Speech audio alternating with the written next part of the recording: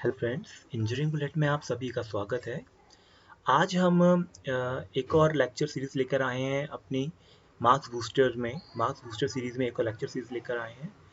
और इस बार हम जो टॉपिक कवर करेंगे वो है नेटवर्क का। उस टॉपिक का नाम है बल्ब्स। बेसिकली इनकैंडेसेंट बल्ब्स की हम बात कर रहे हैं जिनका रेजिस्टेंस होता है ना, प्योर रेजिस्टिव जो होते हैं नेचर के। और ये टॉपिक जो है इलेक्ट्रिकल के स्टूडेंट्स और इलेक्ट्रॉनिक स्टूडेंट्स बोथ के लिए इम्पोर्टेंट है। इसके क्वेश्चन गेट में पूछे जा चुके हैं, आईएएस में पूछे जा चुके हैं, एसएससी जीए का ये बहुत फेवरेट टॉपिक है। इसरो में भी क्वेश्चन कितनी बार कंसेप्चुअल बेस आ जाता है, और स्टेट इंजीनियरिंग एग्जाम्स का भी ये एक बहुत ही फेवरेट टॉपिक में से आता है। इस टॉपिक का जो आप तरीके को सॉल्व करेंगे नॉर्मली ट्रेडिशनल मेथड में, it is very time consuming. So आपको वहाँ पे चूंकि कंपटीशन बहुत हाई होता है, आपका स्कोर अच्छा होना चाहिए, कम टाइम पे आप ज़्यादा क्वेश्चन अटेम्प्ट कर पाएँ। इसलिए आपको ये अगर शॉर्ट मैं तरीके बता रहा हूँ, अगर आप ये यूज़ करेंगे तो आपको काफ़ी बेनिफिशियल रहेगा। और ये क्वेश्चन करने में आपको, जैसे एक टॉपर होता है ना, वो प्रिपरेशन करता है तो उसका प्रायोरिटी ये होता है कि मुझे एग्ज़ाम क्वालिफाई करना है, ना कि मुझे वहाँ पे जंग लड़नी है। आप वहाँ कुश्ती करने नहीं जा रहे हैं, आपका वहाँ एग्ज़ाम में आप जीतने जा रहे हैं, क्वालिफाई करने के लिए जा रहे हैं। तो think like a topper, not something someone who is just आपको वहाँ पे कोई अपने को शो नहीं करना है कि मैंने इतने पेज भरे, कोई नहीं देखने वाला। आपको अगर शॉर्टकट्स पता है तो kindly use that. So we start our lecture here. देखिए, ये जो क्वेश्चन होते हैं दो टाइप में आते हैं। या तो अगर सेम वोल्टेज, पहले चेक कर लीजिए क्वेश्चन में हमेशा कि वोल्टेज सेम है या डिफरेंट है। अगर सेम है तो याद रखिएगा पहली स्लाइड की मैं बात कर रहा हूँ, आप पहली स्लाइड वाले फंडे यूज़ करेंगे। और अगर डिफरेंट वोल्टेज है तो सेकंड स्लाइड जो अब आगे आएगी वो वाला। बस ये आपको 2 पॉइंट याद रखने हैं। चलिए अगले पॉइंट पे आ जाते हैं। अगर हम पैरेलल कनेक्शन की बात करते हैं तो नेट पावर जो होती है बल्ब्स की वो होती है P1 प्लस P2, यानी जो रेटेड पावर दे रखी हुई हो हमारी बल्ब्स की, उनको जस्ट आप ऐड कर दीजिए। अब वो बोलता है आपको कनेक्ट आपको निकालने के लिए नेट पावर। और आप क्या करते हैं, वहाँ पे आप ये करते हैं कि भाई आप आर इक्विवेलेंट निकालेंगे फिर मैं निकालूंगा रेटेड पावर। ऐसे नहीं चलेगा, बहुत टाइम लग जाएगा आपको। शॉर्टकट यूज़ कीजिए और सीधा मार्क्स पाइए। फिर एक चीज़ और आती है कि जिस जिस बल्ब की वॉटेज ज़्यादा होगी वो ग्लोअर वो ज़्यादा जोर से उसकी जो ब्राइटनेस होगी वो ज़्यादा होगी, ठीक है, वो ज़्यादा ब्राइटनेस से ग्लो करेगा। ऐसा क्यों होगा? इसका रीज़न ये है कि जब हम बात कर रहे हैं रेटेड पावर की तो वो इन्वर्सली प्रोपोर्शनल है रेजिस्टेंस के। यानी जिसकी पावर ज़्यादा है उसका रेजिस्टेंस कम है, power equal to V square by R होता है। तो जिसका रेजिस्टेंस कम है, अब हम बात करते हैं वर्किंग पावर की। जो पावर है वो अगेन होती है वी स्क्वायर बाय आर। तो जिसका रेजिस्टेंस कम हो गया उसकी पावर ज़्यादा हो गई, यानी जो आपका जो नेट पावर आ रहा है वहाँ पे, जो वर्किंग पावर है वो हाई आ रही है। इसलिए आपकी वो जो बल्ब है लॉस ज़्यादा करेगा और उसकी जो ब्राइटनेस है वो ज़्यादा हो जाएगी, ठीक है। अच्छा, फिर एक क्वेश्चन आता है कि नेट पावर क्या होती है अगर हम करें बल्ब हमारे सीरीज में कनेक्टेड हो, तो उसका जो आंसर है वो P1 P2 अपन P1 प्लस P2। ये क्वेश्चन पूछा जा चुका है एसएससी जेई 2007 के पेपर में, उन्होंने डायरेक्ट ये फॉर्मूला पूछ लिया था। और बच्चों ने क्या करा, बच्चों ने उसको पूरा सॉल्व करा, उन्होंने आर इक्विवेलेंट कैलकुलेट करा R1 प्लस R2। और वो बहुत टाइम कंज्यूमिंग था। मैं ऊपर आपको लिंक दे दूंगा, मैंने ये क्वेश्चन आपको पूरा, मैंने एसएससी जेई को पूरा सॉल्व कर रखा है पेपर, उसमें आपको क्वेश्चन मिल जाएगा, पहला ही क्वेश्चन है ये।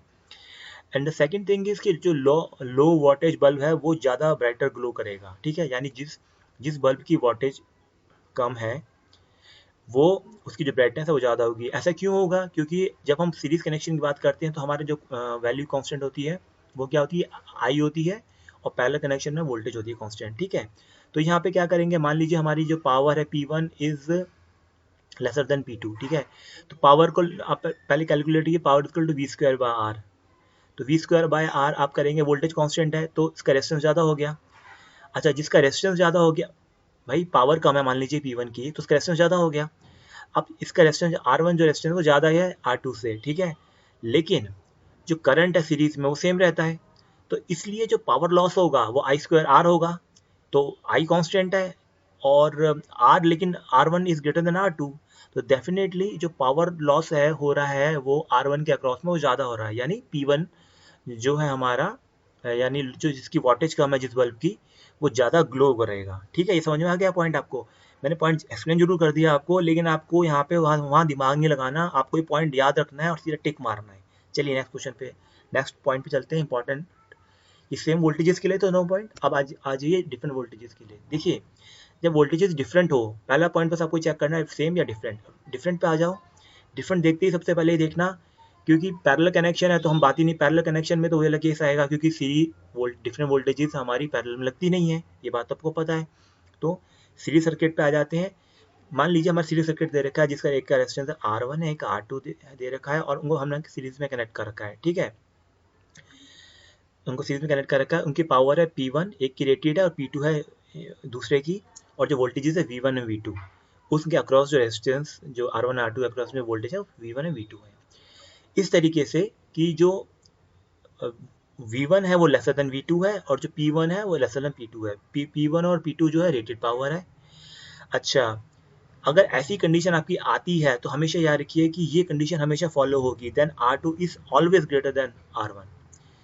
ऐसा क्यों? अगर मान लीजिए मैं बोलता हूँ P1 is greater than P2, तब भी उस कंडीशन में भी तब भी हमारी R2 is greater than R1 ही होगी। इसका कारण ये है कि जो R है आपका प्रोपोर्शनल है वो V स्क्वायर के, R इस समय प्रोपोर्शनल V स्क्वायर के, और इनवर्सली प्रोपोर्शनल है P के।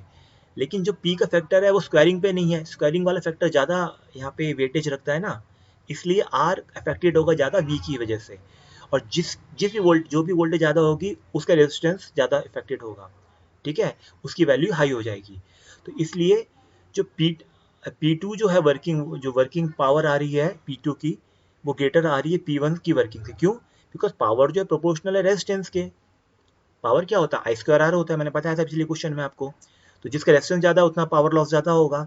तो therefore bulb with resistance R2 will glow brighter, यानी जो बल्ब जिसका रेजिस्टेंस R2 है वो ज़्यादा ग्लो करेगा। क्यों?